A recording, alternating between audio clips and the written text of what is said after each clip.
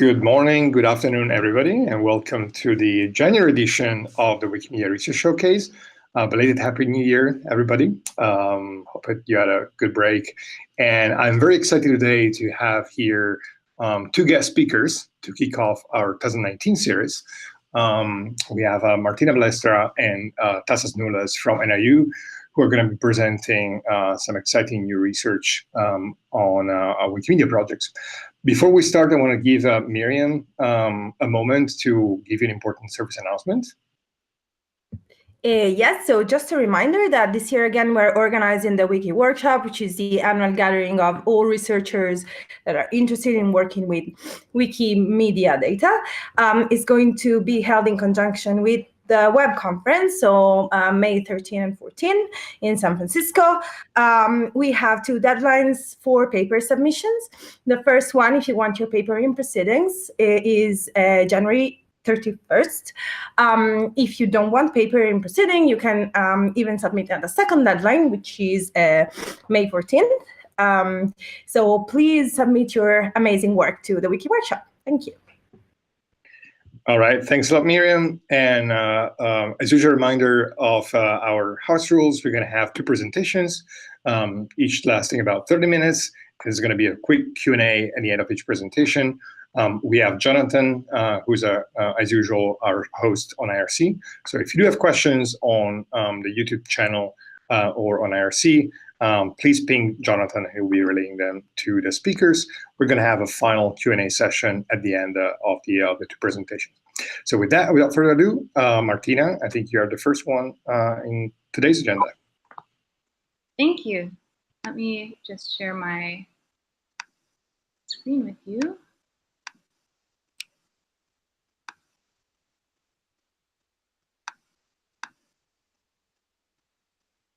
Thanks for having me. Can you guys see my my screen? Yes, we can. That's okay.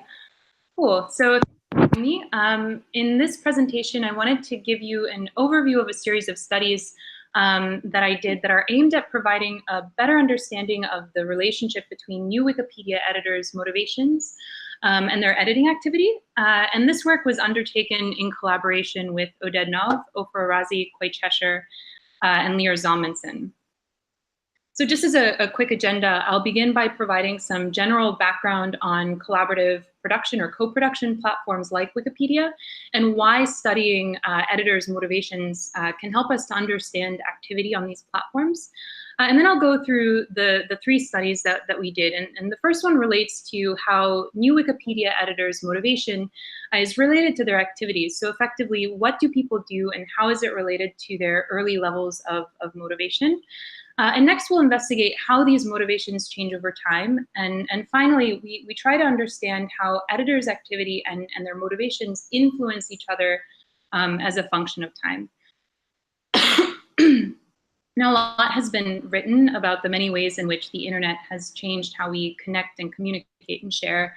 And one of the places where these changes have been most significant is in how information is produced and disseminated. So in the last 15 to 20 years, we've seen the emergence of these really radically decentralized production communities in which the individual has gone from a passive consumer to a potential author or contributor. Now, these community-based models of production span a vast range of contexts, from open source software projects like GNU and Linux and Apache and GitHub, and citizen science projects like iNaturalist, and of course, one of the biggest and most prominent examples is Wikipedia. Now, we use Wikipedia in our work as a sort of case study for understanding behavior more broadly in these types of collaborative production systems, because it's one of the largest and most prominent and just most often studied platforms of this type. And for us, it's an especially useful arena for examining editors' emergent behavior, because we can really distinguish between specific types of co-production activities. And there's minimal organizational design dictating what types of activities people engage in. And finally, activity in Wikipedia is observable and it's persistent. So we have access to this really rich and detailed longitudinal data set on the work that's done on an article, and also the work that's done by these individual editors. So the analyses that I'll present here are largely based on Wikipedia transaction log data that were accessed through the public API, paired with surveys of Wikipedia editors where appropriate. So these types of platforms broadly share several characteristics. They tend to be decentralized, self-organizing, free, and voluntary. And a key element that we're interested in, certainly, is that participants can contribute as they wish. So unlike in conventional organizations where activities and responsibilities might be hierarchically prescribed, people engaged in these types of peer production systems can largely participate as they wish. That is, they can choose a task and an approach to the task that they find most compelling or most interesting.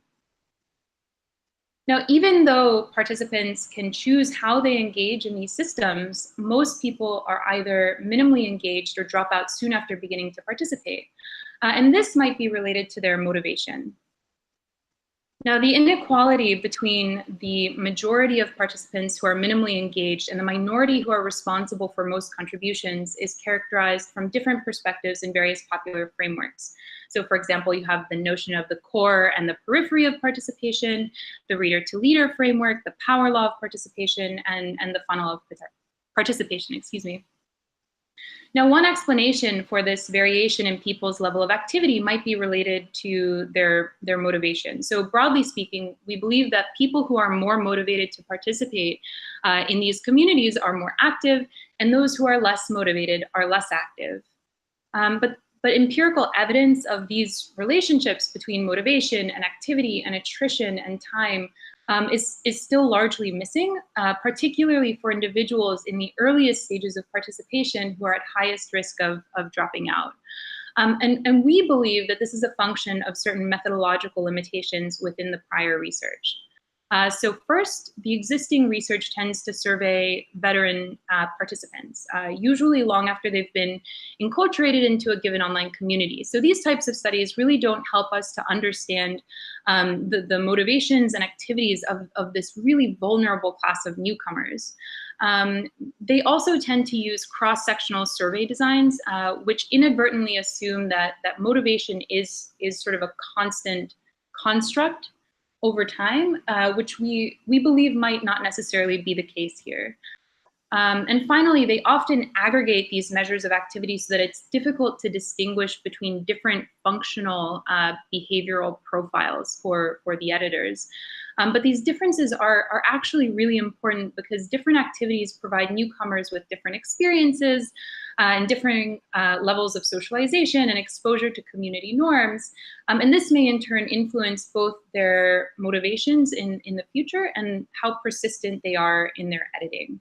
So these are important limitations to address, and the studies that I present here take on these limitations very deliberately by targeting individuals at the earliest stages of engagement and by measuring motivation and activity at these multiple points in time.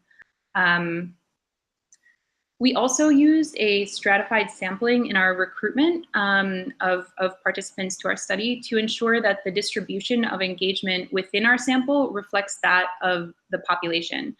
So we're able to get data from people at various levels of activity and not just those highly active individuals who are more likely to respond to our surveys.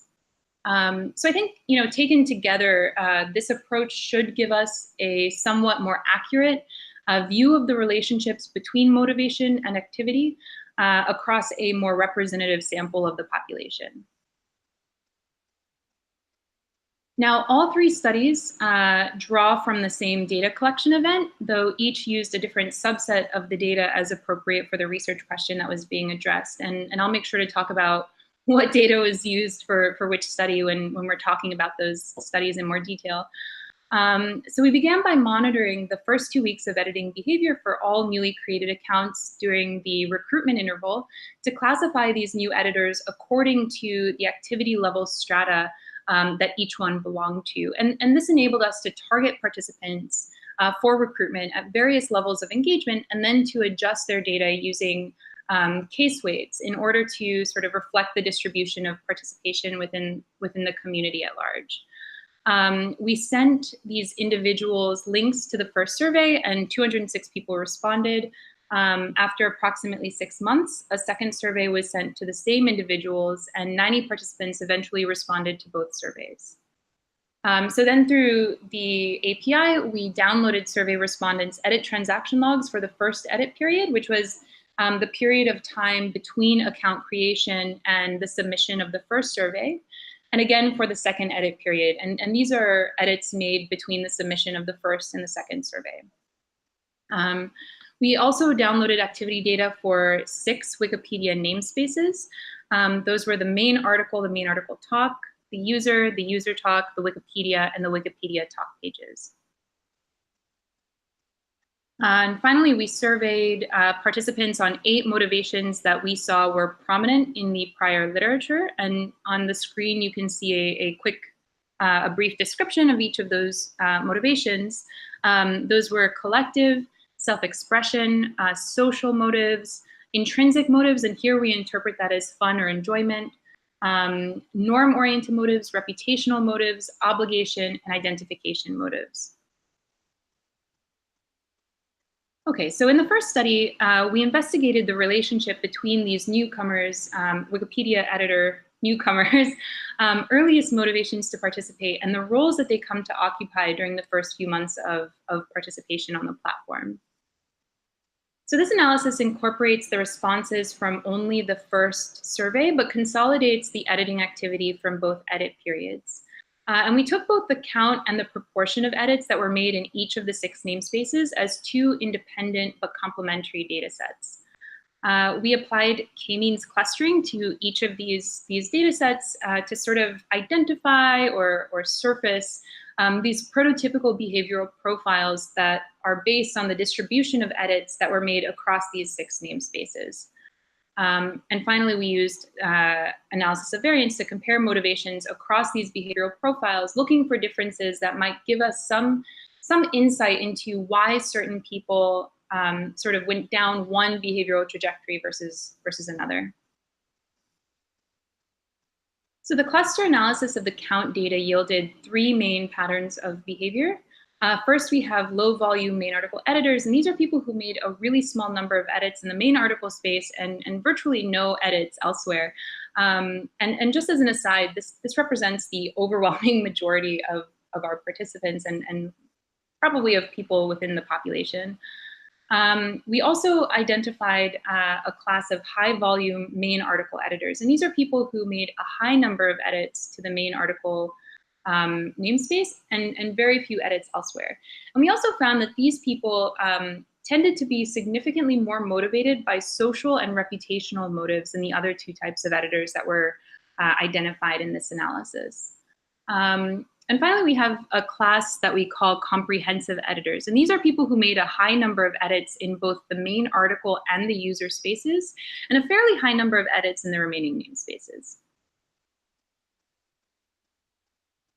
Now, in the analysis of the proportion of edits that were made in each namespace, that analysis also yielded 3 main behavioral profiles. So first, we have main article editors, and these are people who predominantly only edited the main Wikipedia article. We have generalist editors who made many different types of edits across all of the namespaces. And these people tended to be more motivated by intrinsic motivation, so enjoyment or fun editing Wikipedia, than the other 2 types of editors that were identified. And finally, we have user page editors, and these are people who predominantly edited their own user pages. And these people were significantly less motivated by a sense of obligation to the community than the other 2 types of editors. Now, I think that the main takeaway from these particular results is that people who are motivated by different things when they begin to participate tend to be drawn really quickly into different forms of participation. And what's interesting is that some of these people seem to be pulled immediately into these core forms of participation on the platform, like the comprehensive or the generalist editors. And this is sort of contrary to the conventional wisdom, where newcomers sort of begin with these small and peripheral contributions and then sort of move to the core over time. So we would expect that these newcomers' contributions would increase in complexity and centrality, but only over sort of a longer period of time and sort of more experience. But I also think this may provide some useful information for platform designers who are interested in engaging these very differently motivated participants to contribute in these more substantive and persistent ways. So our second study delves deeper into participants' initial motivations and how they change in the first few months of participation in Wikipedia. Now, in this study, we only used the responses from Survey 1 and Survey 2, so we didn't incorporate any of the activity data. And we essentially used linear mixed effect models to analyze how motivation changed over the survey period, so changed over time. Now, the results of this analysis showed that the extent to which people valued their community values, they felt that their knowledge made a difference on Wikipedia, and their belief that editing Wikipedia is enjoyable have all decreased significantly with time. And this may indicate that Wikipedia isn't altogether a welcoming environment for new editors. And I think that there's some other research out there that might be consistent with this observation. On the other hand, we did see that social motives increase as a function of time. So the extent to which people value social interactions with other editors has increased. Now, this type of result, I think it also hints at a design intervention that could be used to improve these newcomers' experiences by strengthening these early social experiences with other editors. Now, given what we know of the prior research, I think that these results provide a more detailed and a more nuanced understanding of editors' motivational paths in peer production and in Wikipedia specifically. We found that different motives change in these different ways, and these changes happen really early within the editor's career, at least within the first 6 months and possibly sooner. So if we think back to the average participant who drops out or is minimally engaged, these results show that it's insufficient almost to say that they experience like an overall decrease or sort of a generic decrease in motivation. Rather, you have to look at like the specific types of motivations to understand the differences between sustained and unsustained behavior and how we might target these individuals as a function of the changes that are specific to these different motivations. So in the final study, we try to combine these ideas about newcomers' behavior and motivation to understand the interplay between early intrinsic motives and edits that are made to the main article specifically over time, so that main co-production activity. And we focus really specifically on intrinsic motivation because it's one of the most prevalent and consistent predictors of activity in the prior literature. So we first investigate the relationship between newcomers' early intrinsic motives and how persistent they are in their editing. And in the second part, we investigate how intrinsic motivation and activity influence each other over time for those participants who persist in their editing. But first, we have to define two new classes of editors.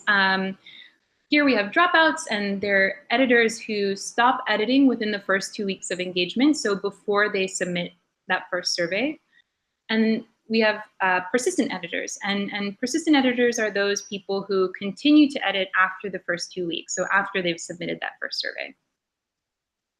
And within our sample, we had roughly equal numbers of participants in both groups. Of course, within the population, you're going to have a lot more dropouts than you do persistent editors.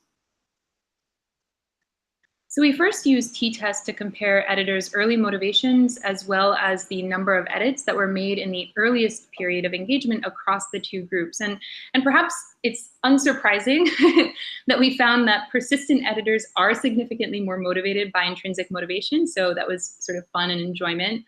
And they tend to make significantly more edits in the initial period of engagement relative to dropouts. And I think this is sort of consistent with our intuition about participants in these types of systems.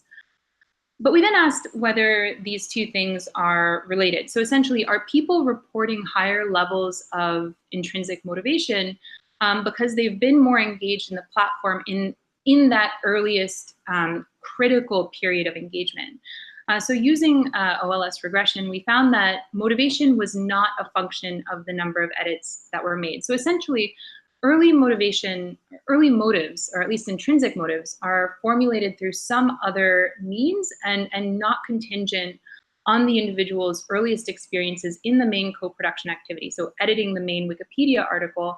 And in fact, they might even sort of enter with these motivations sort of fully or predetermined or sort of preconceived.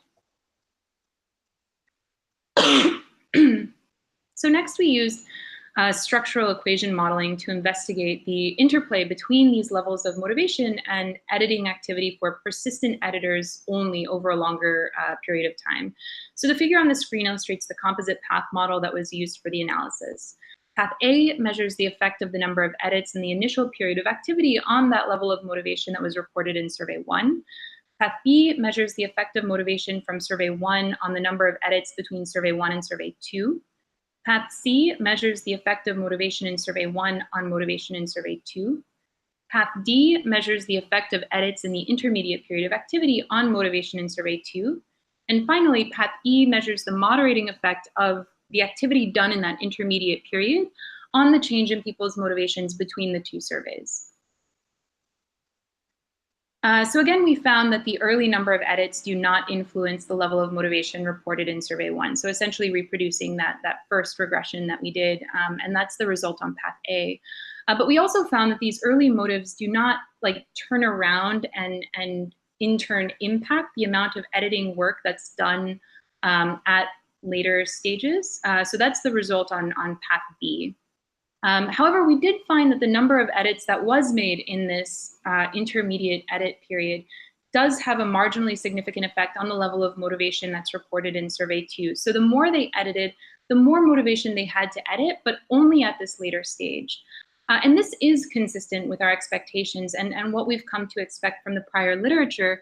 But it's really interesting in contrast to our initial findings, which showed that their earlier edits do not influence their early level of motivation. And I think this serves to show that the relationship between activity and motivation is really different at different stages in the editor's career. But for me, the most interesting result from this analysis is the significant moderating effect of activity on the change in the level of motivation between the two surveys.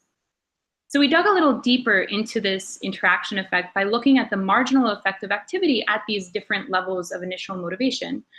So to do this, we use a model where the level of motivation in survey 2 serves as the dependent variable, and we essentially vary the level of initial motivation to observe how the coefficient on that activity term changes. So the dots in the plot represent the predicted coefficients of activity at different levels of initial motivation. Okay, so you can see how starting or entering with these different levels of motivation in survey 1 result in a change in the direction and the magnitude of the predicted effect of their activity on their later levels of motivation. So motivation as reported in survey 2. Now this shows, I think, that participants who begin editing Wikipedia with these higher levels of motivation in survey 1 trended towards a virtuous cycle where the more they edited, the more motivated they were to edit. And on the other hand, participants who entered with lower levels of motivation but persisted in their editing trended towards a vicious cycle where the more they edited, the less motivated they were to participate. So essentially, their early levels of motivation are reinforced by their participation. Okay, so the results of these analyses are interesting for several reasons. First, people who persisted early on did initially have these higher levels of motivation relative to people who dropped out, but it was unrelated to the number of edits that they made early on, so unrelated to that earliest sort of critical period of activity. And this is sort of antithetical to the prior literature, but the relationship does change over the next 6 months to more closely align or reflect the results of prior research. We do eventually observe a positive effect of activity on the level of motivation, but only as reported later on in the editor's career. And this suggests that motivation is again, a lot more nuanced than originally thought and may not be as directly or as consistently correlated with the main co-production activity as we expected. Instead, newcomers may have other early experiences outside of the main co-production activity that lead them to develop these higher levels of motivation. And one explanation that we might be able to draw from our own prior research, the results of that second study that we discussed, is that some people might be having these more meaningful social experiences early on, which lead them to develop these higher levels of motivation. And sort of over time, they evolve to become more closely related to their activities and their experiences on the platform. We also found that editors' activity plays a significant and surprising role in moderating the change in motivation over time. So regardless of how these motivations are formulated at the outset, this result really highlights just how important early motives are to the lifespan of the editor, because their activity is just going to reinforce these early motivations and expectations. And this can have really significant implications for how long the editor is likely to remain engaged on the platform. Okay, so in summary, taking all of these results together, I think at a high level, this work highlights the importance of considering motivation in studies of online engagement. And I think it can provide some insights which can form the basis of a much more nuanced theory of motivational dynamics in peer production systems like Wikipedia. And I really hope that they can help to inform the design of interventions that can engage participants at the periphery of these communities in a much more targeted manner by appealing to specific and relevant types of motivation. So that's it for me. That's the end of my show. I really appreciate your time, and I'm happy to take a few questions. Thank you, Martina. That was a great presentation. And I think we have quite a few questions coming in. So Jonathan is the one who's keeping the queue. And also for those of you who joined late, I see there are quite a few now in the Hangout. Please poke Jonathan, and he's the one who will give you a permission to ask your question. So with that, Jonathan. Awesome. Thank you, Martina. So first question we have is from YouTube. James Salzman asks, so one of the 6 initial motivation categories was identification motivation. And James asks, how did identification motivation change over time? It seems that category was excluded from the graphs. You're right. So within our study, we initially set out to collect this sort of corpus of 8 motivations. And then for each study, depending on our interests and sort of precedent within the prior literature, we sub-selected motives for additional analysis. So we actually didn't analyze identification motives in that second study. I believe, if I'm not mistaken, we looked at the ones that are on the slide are the only ones that we used in that analysis. So those were collective, self-expression, intrinsic, social, and norm-oriented motives. But further research might reveal something really interesting about how these motivations change. And certainly, I think it's an area that deserves further research, because our results certainly show that there are some really interesting patterns that really only emerge when you look at the sort of nuances of how these changes occur over time. Awesome, thank you. Next question is from Layla. Layla asks, can you share your thoughts on the potential interplay of selection bias in the first study, by which I think she means the first round of surveys? That is, the current structure of Wikipedia may dictate that only certain types of editors with certain motivations stay around for specific editor groups you had. For example, the fact that social is not a motivation for certain editor types can be because the platform doesn't accommodate that motivation. Yeah. Well, Martina, may I also ask you to turn on your camera? We cannot see you right now. Oh. Maybe switching on and off. Yeah, here you are. Yes. There we go. Sorry about that. You know, that's really interesting. It's something that we've actually thought a lot about. I mean, we really tried to address biases within the sampling using this stratified sampling method. You know, if you just sort of randomly sampled Wikipedia editors, you would get sort of this large population of veteran editors who are more likely to respond to your surveys, and very few editors who are likely to drop out. And so we really tried to address that in the design of the research itself. But of course, inevitably, you're going to have other dimensions in which bias is going to emerge. I think, with that first study, with the clusters, I think your point is really interesting, right? Because you can sort of intuit how different clusters would persist and different clusters would sort of kill themselves in essence, right? Like you probably won't see those low volume editors continuing to persist and sort of become core contributing members. So I think that's a really interesting extension to this research is not only sort of what these paths are, but whether they are inherently predictive of the persistence of a certain class of editors and what that might mean for results like the ones that I've presented. It's a really hard question.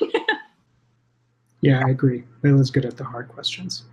I believe, Marshall, you're next, and you can ask yourself since I believe you're on the chat. Hey, can you hear me? All right. So thanks for this presentation. I'm Marshall. I'm the product manager for the growth team here at the Wikimedia Foundation. And so we think about how to grow new editors, and this is really relevant to us. One of the things that we've been thinking about is the clustering side, because sometimes we think about what are the different kinds of editors that a healthy wiki's ecosystem needs in order to keep being healthy. They probably need some of the high volume types, some of the low volume types, but we want to think about what all those types are and how to get the right proportions. And so the question I wanted to ask you is, it sort of seems like the depth of your clustering was limited by the fact that you wanted to be able to cluster amongst just the hundreds of people who had responded to the survey. But if you were liberated from that and there wasn't the survey limitation and you could cluster all the editors, how would you go about that? And what kinds of things do you think you would include beyond the number of contributions in the different namespaces? Oh gosh, that's so interesting. It's interesting too, because without sort of being on your side of it, like I see sort of the clustering into these different behavioral profiles and sort of their usefulness. It's almost like a self-selection, like a Darwinian sort of like, you want sort of these healthy communities, and that might mean that you don't necessarily need certain types of editors within the communities. Gosh, I think that one of the limitations that we have in terms of the nuance of these clusters is that we limit it to these 6 namespaces, because the overwhelming majority of edits, certainly by new editors, is made in these 6 namespaces, but there are 35 more different namespaces, which all have different sort of, or might be indicative of different functional behavioral profiles. And I think sort of opening the analysis to include these more sort of diverse perspectives on behavior might be really, you might see more nuanced or subtle sort of clusters of behavior emerge. I think that something that is interesting, or that I would like to see paired with that sort of clustering analysis, or paired with that analysis, is the quality of the edits that are made by these different editors. I think that's a really interesting sort of next direction to take this, because it helps you to sort of understand not only sort of how people self-select into these behavioral trajectories, but also what the implications for the articles are if you know that this behavioral trajectory is really making substantive edits and people in this behavioral trajectory really isn't. Or so I think that that's one direction that could be really interesting to take this. I want to be. Thank you. So And it sounds like that's- there are more questions coming in, and we're going to put them on hold until the end of the showcase because we need to move on to the second presentation. So thanks a lot, Martina. Hope you can stick around until the end. We can have more discussion after Tassos. And Tassos, if you're ready, we can now start with your presentation. Hi, everybody. First of all, can you hear and see me? Yes. Fantastic. So my name is Tasha Snowless. I'm based at the Center for Data Science at New York University. And today I will be presenting, basically I will be doing also a small demo of WikiAtlas. It's a new project. So from a research and also production perspective, is by no means ready. Actually, I mentioned to Diego that we should be looking for some feedback. Diego is a collaborator in this project. And he said, hey, we're doing this meeting, so why don't you join us this Wednesday? I didn't know we would go live on YouTube and everything, so maybe I will be a bit unprepared in terms of presentation material, but hopefully we'll get to the tool. And what I'm hoping to get out of this is some feedback and some ideas in terms of like how we can move forward. So without further delay, I'm switching to presentation mode. My entire screen is to be shared. And may I confirm with you that you can actually now see my presentation? Yep. Fantastic. So this is a project going on with Diego Saez, who is based at Wikimedia Foundation, and myself. It started about 2 months ago, not 2 years, that's a long time, when Diego was around for the offsite meeting of the data science team. And I'm doing work on location-based services and location technology. Diego works for Wikimedia. So bringing the two together, we are creating Wikipedia WikiAtlas. So what is WikiAtlas? It's an interactive cartography tool that enables Wikipedia article discovery by direct reference to geography. So essentially, we're taking geo-tagged Wikipedia articles and we plot them on the map. But not only we plot them, but we are hopefully creating an environment where users can interact and explore those articles and, by extension, knowledge. It's currently accessible through the web, so you can go to wiki-atlas.org and play around with a tool. You will notice quite a few bugs, so please send us your feedback. But after we begin with this web version, as it progressively matures, we will start moving to other mediums. And what we're hoping to do is build a mobile application where mobile users who are, say, moving in particular area of the city or are tourists, they can switch on the app and discover Wikipedia articles nearby. We are planning to use also augmented reality tech, so we can create sort of like immersive experiences for users who move about certain urban environments or non-urban environments, and they can explore content not through just the monitor, but hopefully through some sort of like direct interaction with the physical surroundings.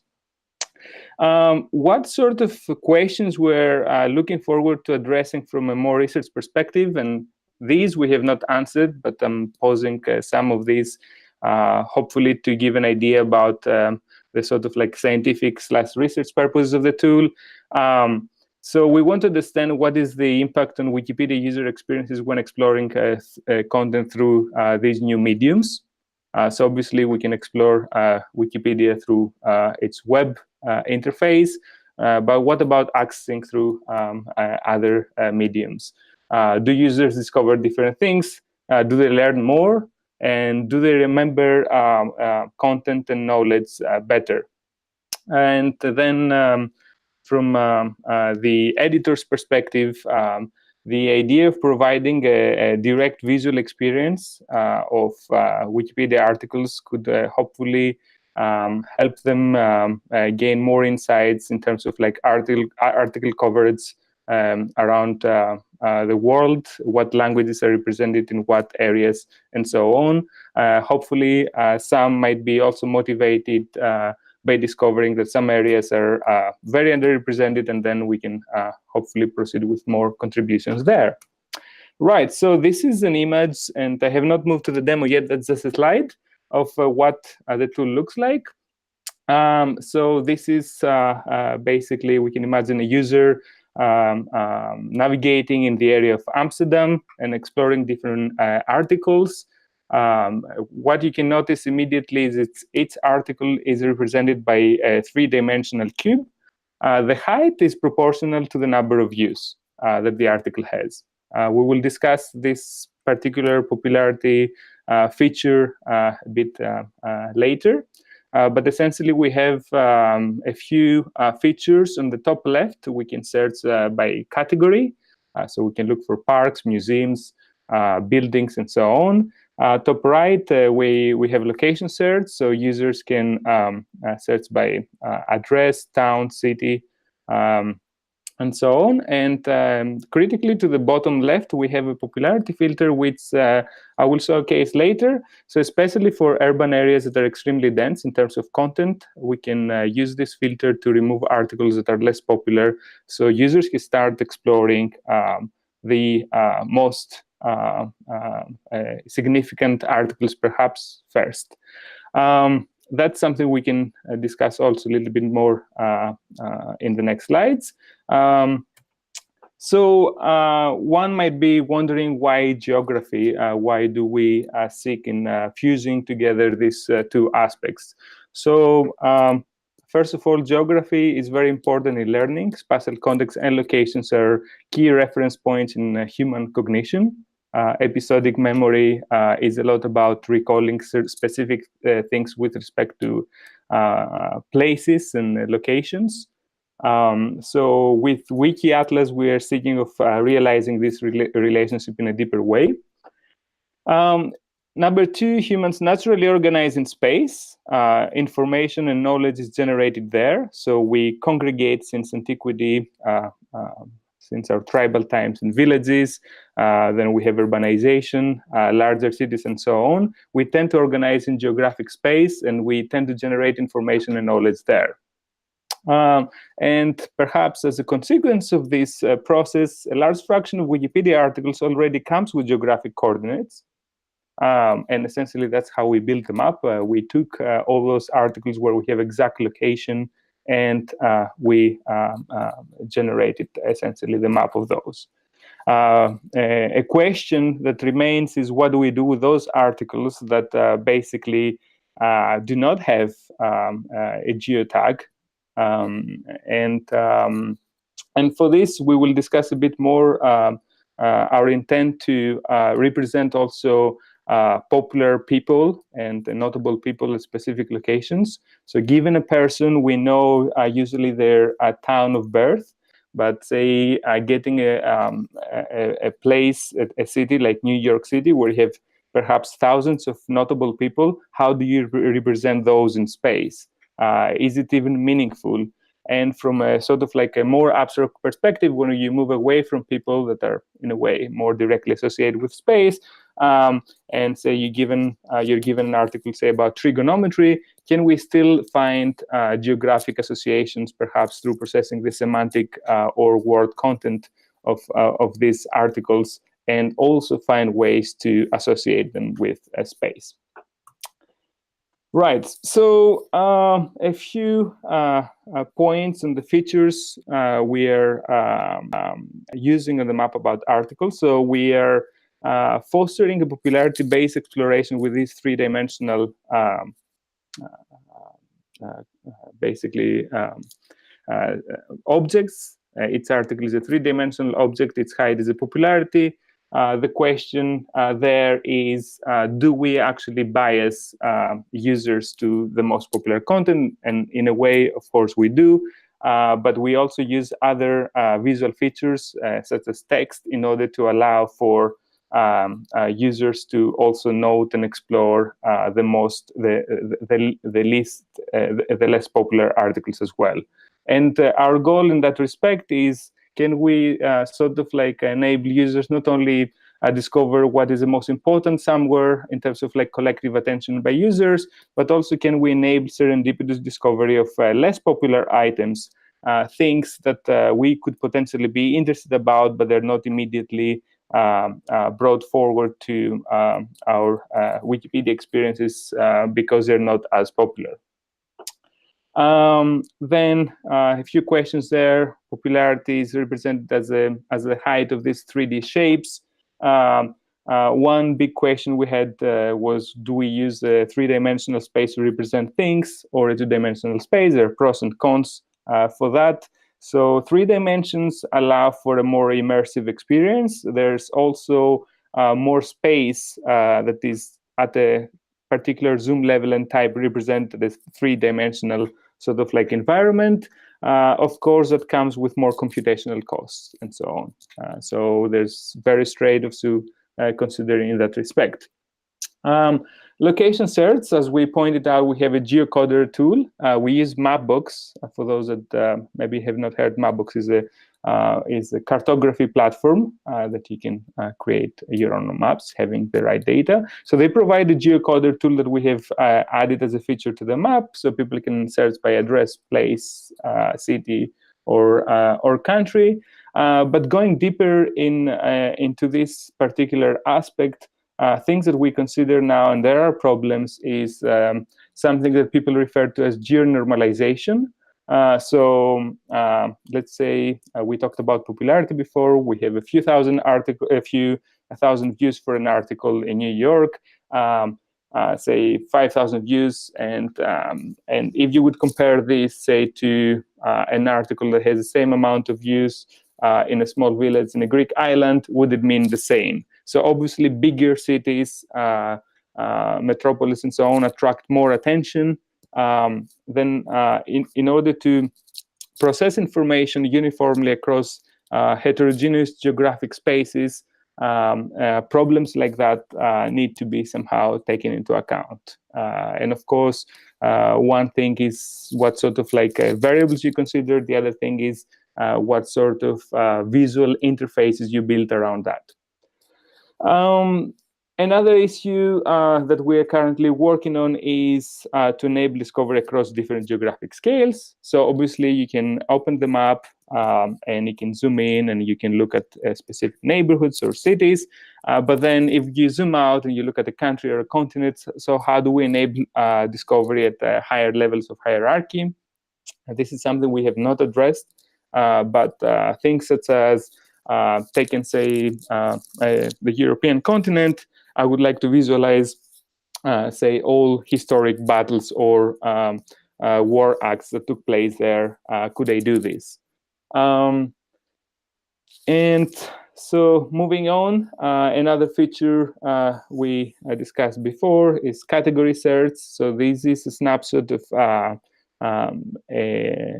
London. So we have searched for museums in London, as you can see on the top left, and that sort of like eases again exploration, not only when you have a lot of content, but when users are particularly interested in specific categories. Personally, didn't know that London had so many museums. People who are museum freaks, they can use this feature to explore a city at its full depth. So, okay, probably been talking a lot already. Let me tell you a few things about the next steps, the immediately next steps we're thinking of taking forward. So first of all, we're thinking of introducing more languages as different layers on the map. So currently we're only doing English Wikipedia articles, but it would be really nice to have German, French, Russian. So we'll be adding more languages as we move on the next few weeks. One of the goals is also to provide visual head-to-head geographic comparisons between languages. So you take an area of London, and then you try to see how it's represented in terms of like Wikipedia article in different languages. The second point, which I touched a bit before, is biographies. So Adding notable people is something we have been thinking of, with the problem being, again, how do I specify a specific location for a given person in the city? And of course, if everybody is, say, born in Rome, how do I plot all Romans basically across the city in a meaningful way? One idea, and I'm welcoming your input there, that we've been processing, is the idea of having the most, say, notable or the most popular individuals in the center of the city, and as we move towards the periphery, you have the least popular people. Right, so third point is, with respect to next steps, is to not only allow for users to explore and read some content on the map, but also add some sort of like features, social features, first of all, to allow them to share specific articles and their locations with their friends, for instance. So the way you would share a link on Google Maps for a particular address or location, perhaps you could do the same here. We would like also to allow users to save articles, so do some sort of bookmarking. Maybe, say, you imagine having a tourist. The tourist is moving to a new city, and they have saved some articles they would like to actually visit. And as they explore these places, they can read Wikipedia and learn more about the historic context of their surroundings and so on. Something else that has been proposed and we are processing as well is to have an idea of chronological search. So obviously, in terms of time, Wikipedia articles can span centuries or millennials. Users, the way they focus on specific locations, search for articles, they might want to do the same with time. So adding a chronological search tool is something we are processing. And to this end, I would like to say thank you. I'm happy to hear your questions, but also ideas. We're still at a very early stage in terms of how we're moving on with this. So I would like to hear from you whether this makes sense at all, and how would you imagine it would become more useful for the Wikipedia community. And if you allow me, I will just do you a quick demo, which usually fails at this stage of development, but I'm going to give it a try. So I'm moving on with that. Right, so let's go. We have Wiki Atlas loading. Right. So it takes some time. So we are having quite a few elements to load here. Hopefully with a good internet connection, things are faster.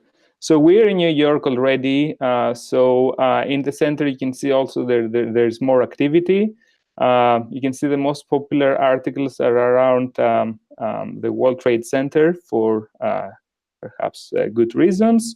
One of the main things that you notice as you explore is basically in cities like that, things are too many. We have the problem that in other areas we have too few articles, and then the question is, how do you bring them forward? And that's the idea of that's the problem of generalizing your system so it works across different areas. But here on the bottom left, I'm playing around with the popularity filter. So now I'm using articles only above 5,300 views, and you can see that already clears up the space. Okay, let's see, we're at Little Italy.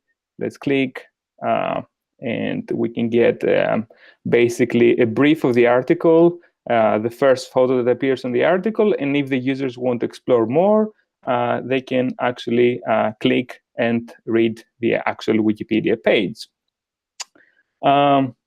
Let's reset things.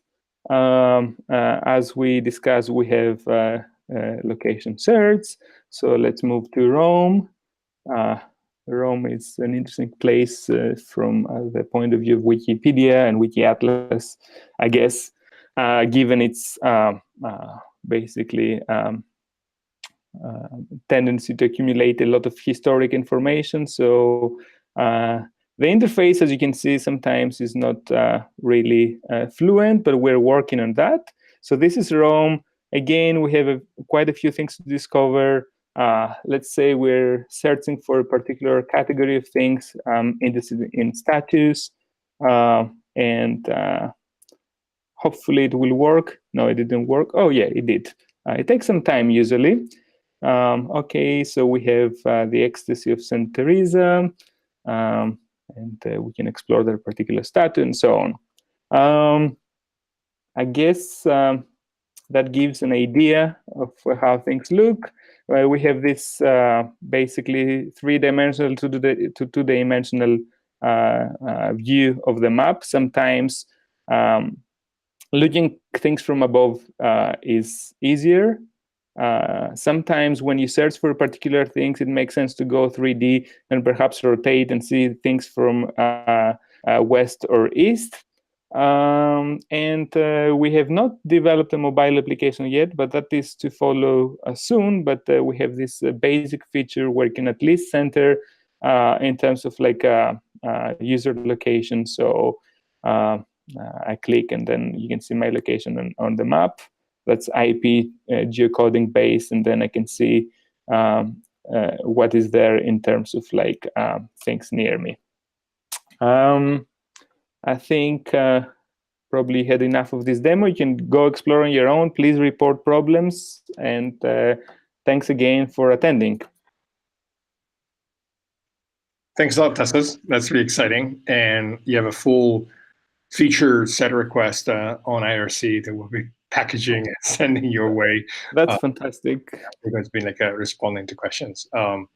So Jonathan, do we have any specific question for Tassos, or is it everything already answered? So putting aside the various feature requests on IRC, we do have a feature request or question about features on the YouTube channel. One user asks, it would be nice to include Mapillary, the open source version of Google Maps, in the Wiki Atlas. How do you think about that? Is there any way to include Street Map View in this project?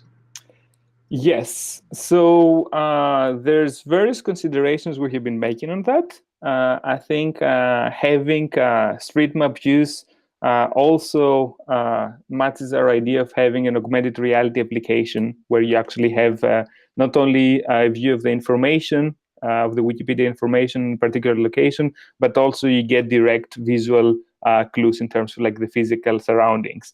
I think Google Street View would be cool to enable. How to do this exactly, whether we would have just a link to the Street View of the Google platform, that's probably not very hard to do. So we are actually thinking about it.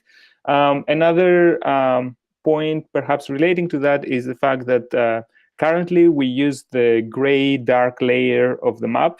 The goal here is to highlight information and articles, but in the future, hopefully users will be able to explore different layers, such as showing rivers or mountains, or something more rich in terms of like the physical characteristics of a particular area. So yes, a quick answer is yes, we are thinking about this, and yes, thanks for the suggestion. Awesome. Thank you, Tassos. No other questions that I can see on IRC or YouTube. I will jump in and ask one, most to relay something that we're discussing on IRC. First off, like it's really exciting, and thanks for like pulling together all these different data streams for this application. The question that I have is about how you represent the value, the Y value for any specific item on the snippet. It looks like right now when you open a specific item, you get a snippet about the article, but there's no information there about the actual data point. And having something like an indication of the popularity for that item on the snippet itself, or maybe like a generalized value of it, like you were saying, or maybe even like a rank within a geographical context. I would like to know, for example, if I'm exploring any given geographical area, I like to maybe filter and get a rank for what I'm selecting. Right now, this is impossible in the visualization, and I think it would be super valuable to have that. Yes, yes. So definitely providing more sort of like information context about the article is something that we should be considering. So it's easy to put a number of views.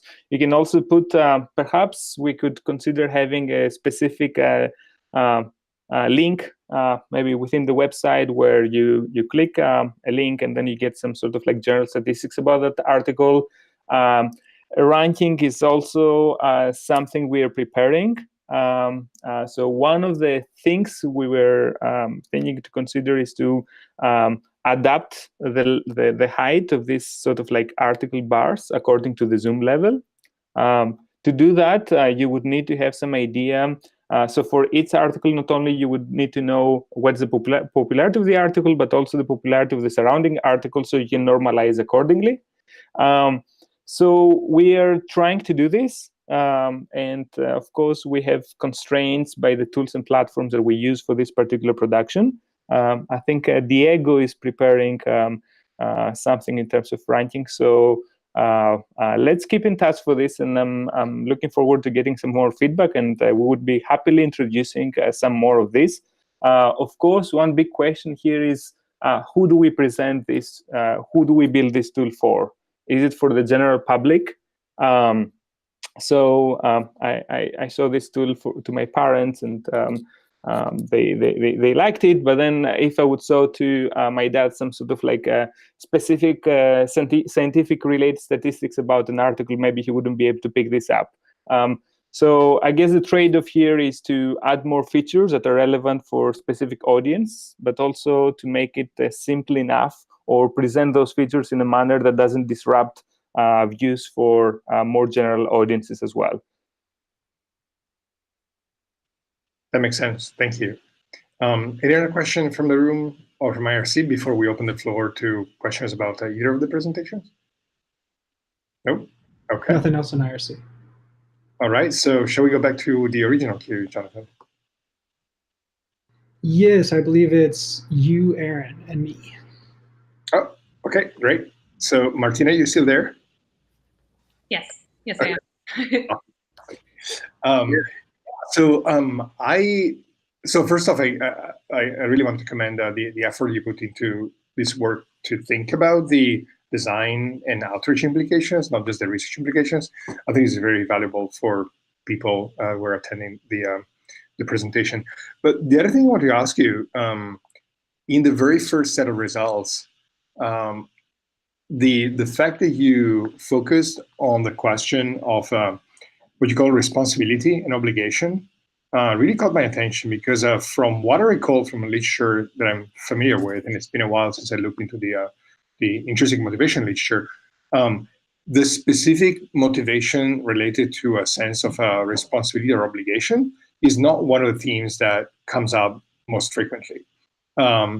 Even though anecdotally, I think is something that when I talk to fellow Wikimedians, the urge to have something represented in wiki projects because it needs to be there is something that many people feel strongly about. And I saw that this was basically, if I read the first chart correctly, was one of the stronger drivers of the one of the associations with the group of editors were almost uniquely editing the main namespace. So I was wondering if you could unpack a little bit this notion of the obligation/responsibility to help us understand it a bit more and see what kind of consequences we can draw from the fact that apparently this is one of the stronger types of motivation associated with that specific cluster of editors. Yeah, so I mean, first off, in terms of how we came up with this list of motivations, we had a series of papers that we were sort of compelled by, and we sort of chose from those papers the full list of motivations and validated our own constructs and went through that process. In terms of that finding, it's a really interesting one, and I kind of want to caution from reading too far into it, because it's a really small portion of our sample and of the population that actually sort of is sort of representing this result. I'm talking on the order of like 5% of our sample, which is something that wasn't reported here. It's reported in the paper, and the reference is in the PowerPoint, which I can provide. But it's it's a very small, like if you're thinking about sort of what are the main drivers behind what the majority of activity in this setting, it's not that.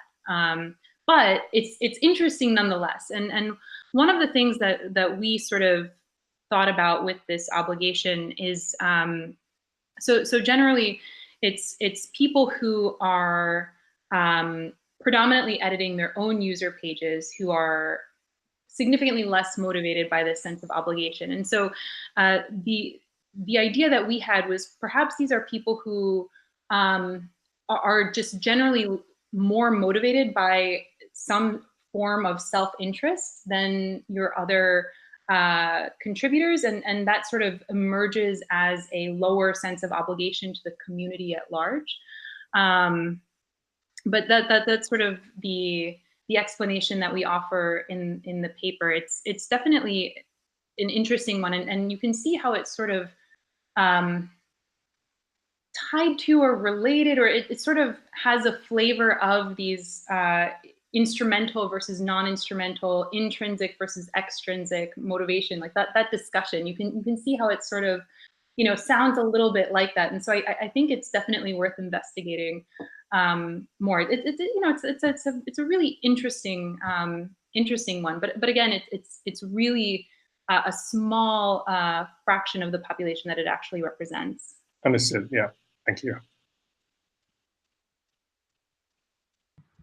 Aaron, do you want to jump in? Okay. Yeah. Go for it.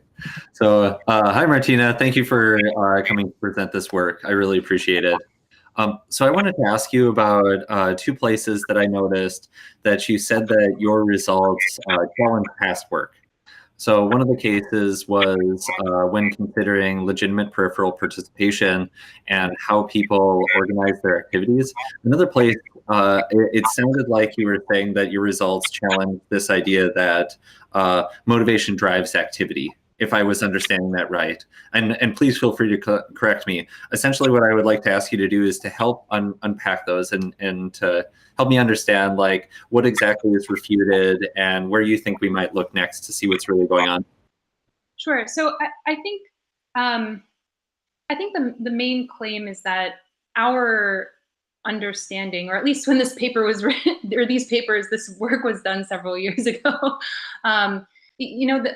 our understanding was rather simplistic in that we had these sort of 2 countervailing ways of thinking about the relationship between motivation and activity. On the one hand, the more motivated you are, the more active you are. On the other hand, the less motivated, the less active. And so my take on these results, or one of the implications that stood out to me, is that it highlights sort of that it's not that simplistic, that you have these various relationships, and that these relationships between motivation and activity, in fact, change with time, or at least that's what our research begins to hint at. And I think that we don't sort of have, I think that more research is needed to sort of play that out better, or sort of to a greater degree than we did in sort of these relatively exploratory analyses. But that's sort of the main issue that we took issue with. It is sort of like, this is a far more complex relationship that evolves with time relative to the way that we tend to think about, or that we had sort of the prior research had tended to think about these relationships. Does that help? Yeah, I think that helps answer the question. Thank you. Cool. So we have a good question from Pine on IRC, and I'm gonna bump him up the queue. Pine asks, if I may ask one question about the first presentation. My understanding is that there is a very steep drop in participation between an editor's registration and their first edit, and additional steep drops through their 5th edit. Does this research about motivation help us understand why those early drop-offs are so steep? and what we might be able to do to retain people for at least a few more productive edits. Yeah, I mean, we don't address that specifically, but I think that there are some hints at how we might be able to do this. One of the things that stood out to me in reflecting on these series of studies is that people seem to, we used to think of sort of enjoyment, that people would stick around if the task was only more fun or more interesting or more compelling to the editor. And I think that our last study, not that it sort of disproves that, but it challenges that, at least within that earliest period of engagement, that sort of critical point where you're going to lose the majority of your participants. And so the question is, and sort of the natural extension to that work is, what other motivations are at play in that earliest period, and how do they change over time, and what's their relationship with activity, which we don't do.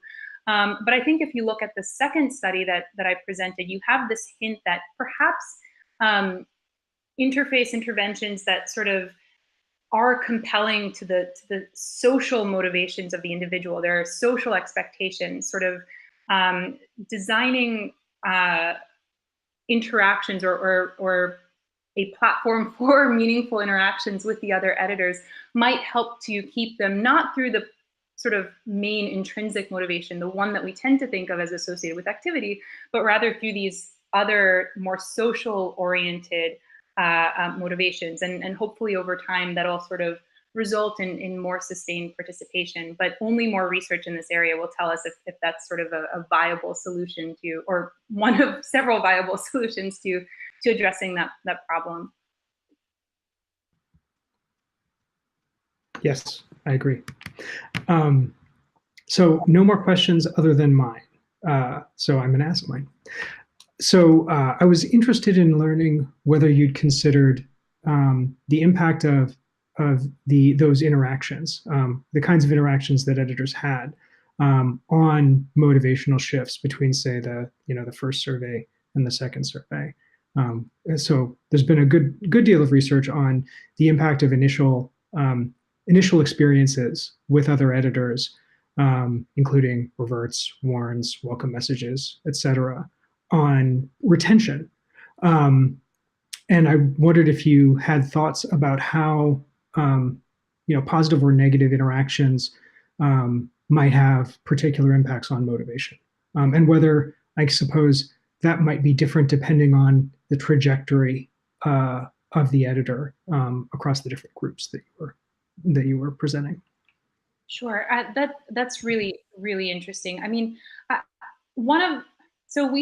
for the majority of the research that we did didn't necessarily focus on retention. It focused on the amount of engagement, and those are actually two different constructs. And it's something that we begin to think about a little bit in our third study when we sort of distinguish between persistent editors and non-persistent editors.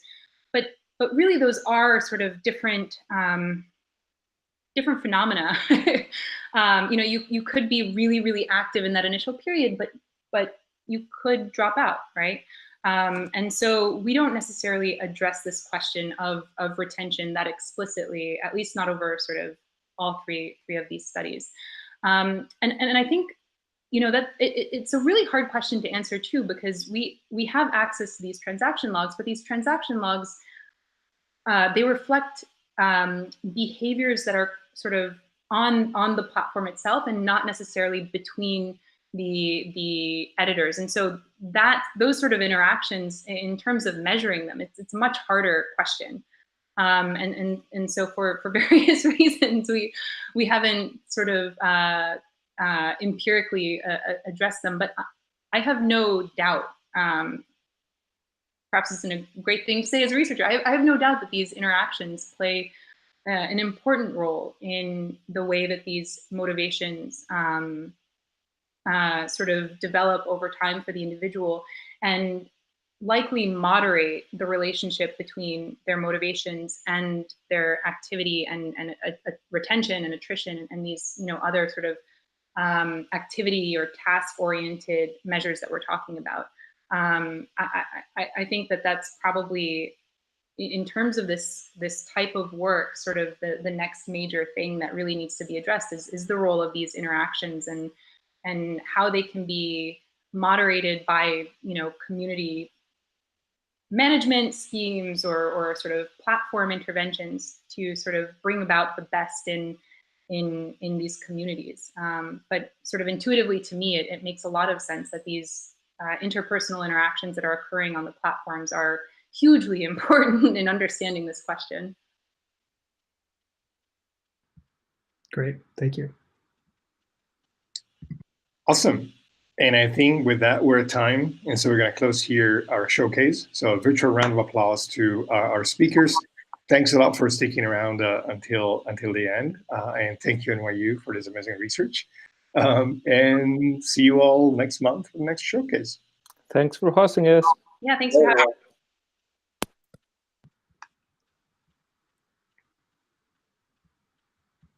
Thanks for joining all.